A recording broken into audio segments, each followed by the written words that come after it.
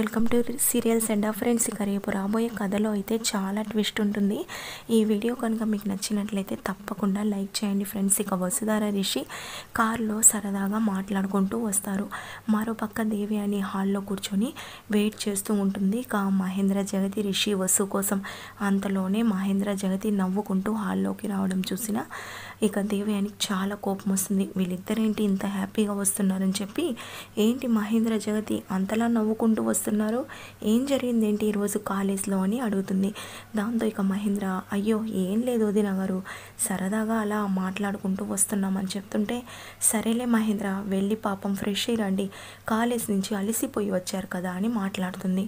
ఇక గదిలోకి వెళ్ళిన తర్వాత మహేంద్ర, ఏంటి జగతి వదిన మాటల్లో ఏదో తేడా కనిపిస్తుంది అని అంటుంటే, అవును మహేంద్ర, అక్కయ్య ప్రేమగా మాట్లాడినా భయపడాల్సి వస్తుంది, మళ్ళీ ఏం ప్లాన్ చేసిందోనని ఆలోచిస్తూ ఉంటారు.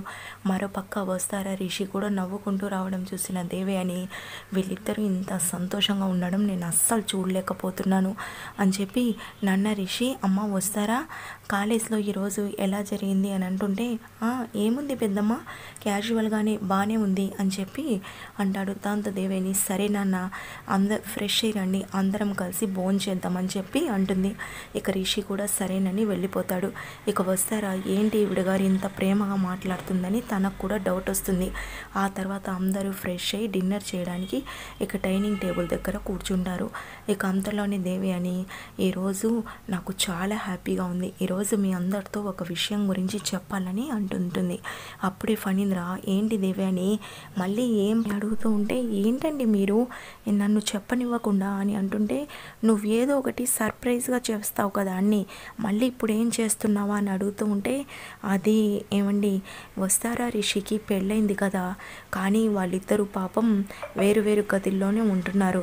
ఎందుకంటే సాంప్రదాయంగా వాళ్ళకి మొదటి రాత్రి పెద్దవాళ్ళగా మనమే జరిపించాలి కదండి, మనమే పట్టించుకోకపోతే ఎలా. ఇక జగతి మహేంద్ర అంటారా, వాళ్ళకి అసలుకి ఏది పట్టదు కాలేజ్ ఇల్లు తప్ప.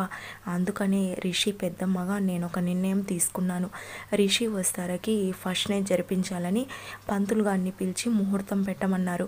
పంతులు గారు రేపు బాగుందని చెప్పారండి, అందుకే రేపు వస్తారా రిషికి ఫస్ట్ నైట్ అరేంజ్మెంట్స్ చేద్దామని అందరితో చెప్తున్నానని అంటుంది. దాంతో ఇక జగతి మహేంద్ర రిషి వసు అందరూ షాక్ అయ్యి అలానే చూస్తూ ఉంటారు. ఇక దేవి అని, ఏంటి అందరు అలా చూస్తున్నారు, ఇది మంచి విషయమే కదా అని అంటుంటే, ఇక రిషి, అది పెద్దమ్మ సడన్గా ఏంటిది నన్ను అడగకుండా అని చెప్తుంటే, నాన్న నిన్ను అడగాలని అనుకున్నాను, కానీ ముహూర్తం రేపు ఒక్కరోజే బాగుందంట, అయినా నేనేం చేసినా నీ మంచి కోసమే చేస్తాను కదా నాన్న, ఇక ఈ విషయం గురించి ఎవ్వరూ మాట్లాడకండి, రేపే వస్తారా రిషికి శోభనం అని చెప్పి అంటుంది.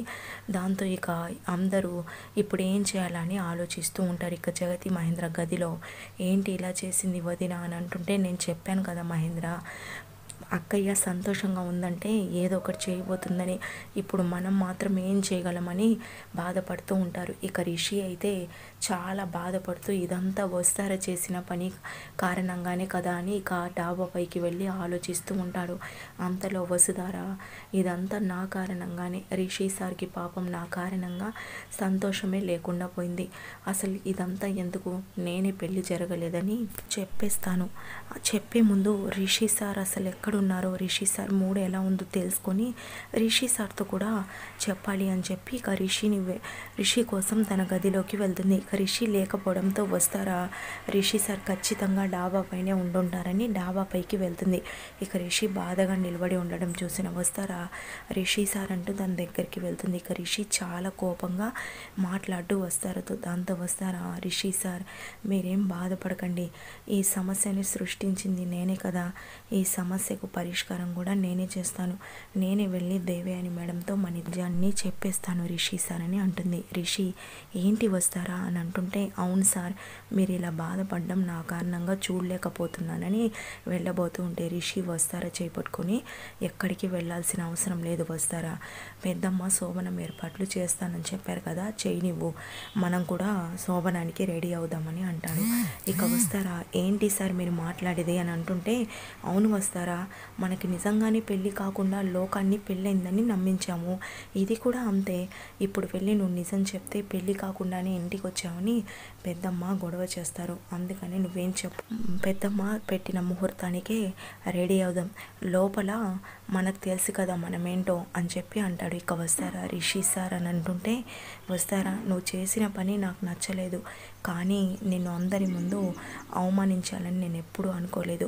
ఇప్పుడు నువ్వు నిజం చెప్పేస్తే అందరూ నిన్ను తల ఓ మాట అంటారు, అది నేను తట్టుకోలేను వస్తారా, మా పెద్దమ్మ నిన్ను ఒక్క మాట అన్నా కూడా అని చెప్పి ఇక వస్తారని ప్రేమగా అయితే దగ్గరికి తీసుకుంటాడు. ఫ్రెండ్స్ ప్లీజ్ వీడియో నచ్చితే లైక్ చేయండి.